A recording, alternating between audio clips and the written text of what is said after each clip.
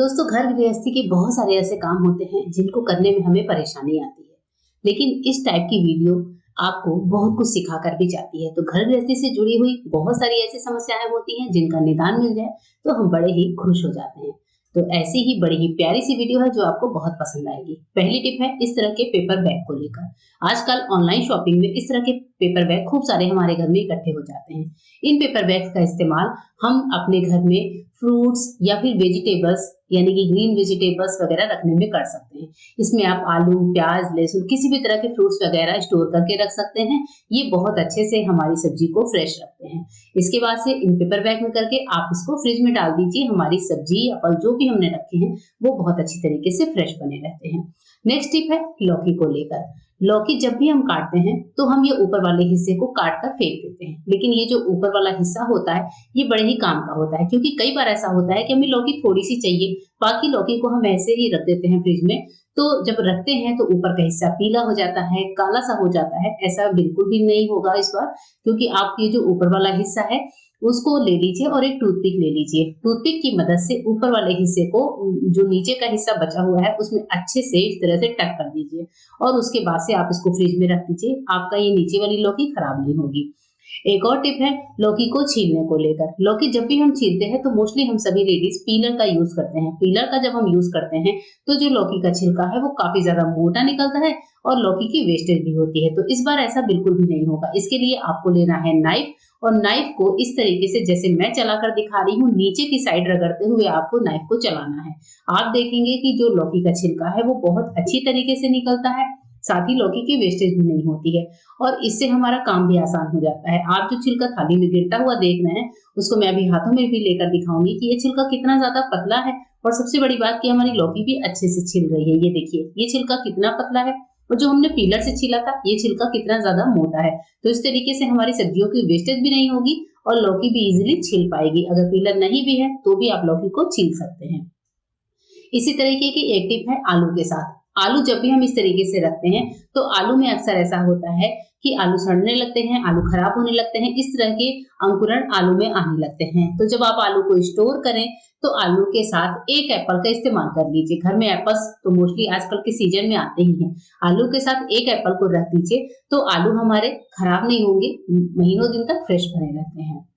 एक और टिप बताती हूँ इस तरीके की प्लेट्स के साथ। आपको अगर कभी किसी प्लेट को घर से बाहर पिकनिक पर या फिर कहीं पर भी सफर वगैरह में लेकर जाना है तो सबसे पहले इस प्लेट पर कोई क्लिंग फिल्म या जो पॉलिथीन वाली शीट्स होती हैं उनको जरूर चढ़ा लीजिए। ये क्लिंग फिल्म हमारे घर में होती ही है, हम इसको रखते ही हैं।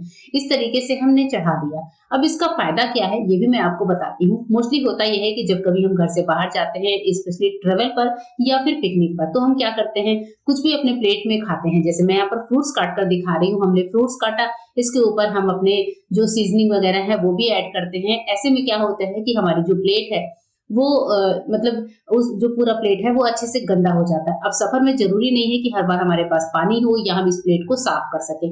तो जब भी आपने प्लेट को इस्तेमाल किया तो क्लीन फिल्म को उतार कर रख दीजिए। प्लेट हमारी एकदम साफ है, नीट एंड क्लीन है। इसको एज इट इज ही आप अपने बैग में या फिर पर्स में कैरी कर सकते हैं। तो ये टिप भी बड़ी ही काम की होती है। नेक्स्ट टिप है शकरकंदी को लेकर। आजकल शकरकंदी मार्केट में आने लगी है। शकरकंदी जो होती है फाइबर से भरपूर होती है और बहुत ज्यादा टेस्टी भी लगती है। लेकिन जब अगर हम शकरकंदी को पानी के साथ उबालते हैं तो शकरकंदी क्या होती है कि पानी बहुत ज्यादा भर जाता है, जिसकी वजह से इसकी न्यूट्रिशियस वैल्यू भी खत्म हो जाती है। साथ ही शकरकंदी मीठी भी नहीं लगती। तो नेक्स्ट टाइम जब भी आप शकरकंदी को उबालें तो सबसे पहले इसको वॉश कर लीजिए। वॉश करने के बाद इसको इस तरीके से थोड़े छोटे टुकड़ों में काट लीजिए। जैसे मैं आपको दिखा रही हूँ इस तरीके से शकरकंदी को छोटे टुकड़ों में हमें काटना होगा, लेकिन ध्यान रखें अच्छे से वॉश करके इसका पानी निकाल दीजिएगा। यहाँ पर हम बिना पानी के शकरकंदी को उबालने वाले हैं। आपको लेना है प्रेशर कुकर। प्रेशर कुकर में हम डालेंगे थोड़ा सा घी, बहुत थोड़ा सा मैंने देसी घी लिया है। आप चाहें तो थोड़ा सा 1 चम्मच ही ऑयल डाल सकते हैं। घी को अच्छे से कुकर की तली में फैला दीजिए।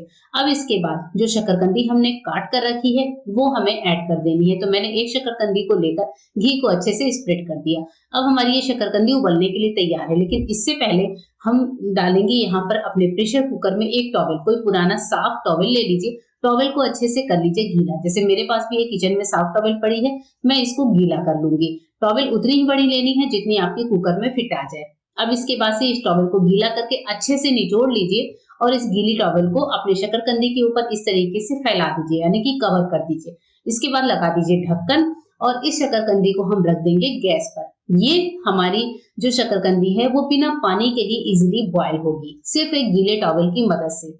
और अभी जब हमने इसको गैस पर रखा है तो हमें एक काम करना है कि जब तक इस प्रेशर कुकर में प्रेशर नहीं बनता तब तक फ्लेम को तेज रखिए। जैसे ही प्रेशर कुकर में फ्लेम बन जाए, आप लगे कि ये हमारी पहली सीटी उठने ही वाली है, उस टाइम पर आप गैस को धीमा कर दीजिए और इसको धीमा करिए पूरे 10 मिनट के लिए। 10 मिनट के लिए फ्लेम को सिम करिए और जब 10 मिनट हो जाए तो गैस को बंद करिए। अच्छे से पूरे प्रेशर को रिलीज होने दीजिए। जब तक प्रेशर ना रिलीज हो ढक्कन खोलने की कोशिश भी ना करें।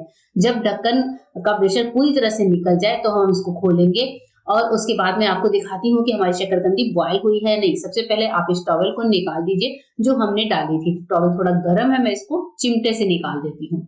यहाँ पर टॉवल को निकाल कर आप हटा सकते हैं। अब हमारी जो शकरकंदी है मैं आपको दिखाती हूँ।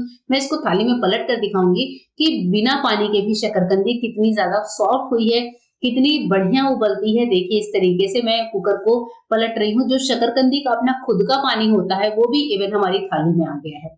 मतलब बिना पानी के भी हमने शकरकंदी को अच्छे से उबाल लिया है। जो शकरकंदी थोड़ी सी ठंडी होगी तो मैं इसको छील कर भी दिखाती हूँ। अभी ये थोड़ी ठंडी हो गई है तो इसको छीलते हैं और देखिए कितनी इजीली इसका छिलका उतर रहा है। बहुत ही बढ़िया, बहुत ही सोंधे स्वाद वाली हमारी शकरकंदी बॉयल होकर तैयार है। इस तरीके की शकरकंदी जो होती है हम लोग अक्सर चाट बनाकर खाते हैं। इसको आप उबालने के बाद इसमें काला नमक, काली मिर्च, चाट मसाला, थोड़ा सा नींबू का रस, थोड़ी सी धनिया की पत्ती वगैरह डालकर इजीली इसको खा सकते हैं। अगर आपको कॉन्स्टिपेशन की समस्या है तो आप डेली रात में कम से कम 2 शकरकंदी का इस्तेमाल जरूर करें, मतलब 2 शकरकंदी जरूर खाइए। हमारे पास आजकल के जमाने में कोयले वगैरह नहीं होते तो हम लोग जो है गैस पर शकरकंदी को तो भून नहीं सकते, क्योंकि गैस की जो फ्लेम होती है वो काफी ज्यादा हार्मफुल होती है। तो इस तरीके से शकरकंदी को उबाल कर आप इसको कंज्यूम कर सकते हैं और बच्चों को भी खिला सकते हैं। नेक्स्ट जो टिप है वो किसी भी तरह की सब्जी को लेकर रहता है। कई बार है जब हम कोई सब्जी बनाते हैं हमें खुद ही उस सब्जी का स्वाद समझ नहीं आता, स्पेशली मटर पनीर।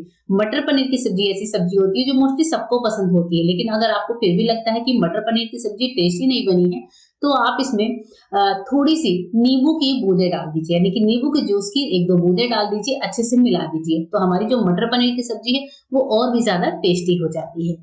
इसी तरीके की एक छोटी सी टिप बता रही हूँ कि जब भी आपको काजू को चॉप करना हो खीर वगैरह में डालने के लिए तो आप इस काजू को किसी एयरटाइट डिब्बे में बंद करके 1 घंटे के लिए फ्रिज में रख दीजिए, या फिर आप काजू को स्टोर भी फ्रिज में ही करिए। इसमें स्टोर करते समय आपको थोड़ा सा लौंग डाल देना है तो काजू कभी भी खराब नहीं होंगे।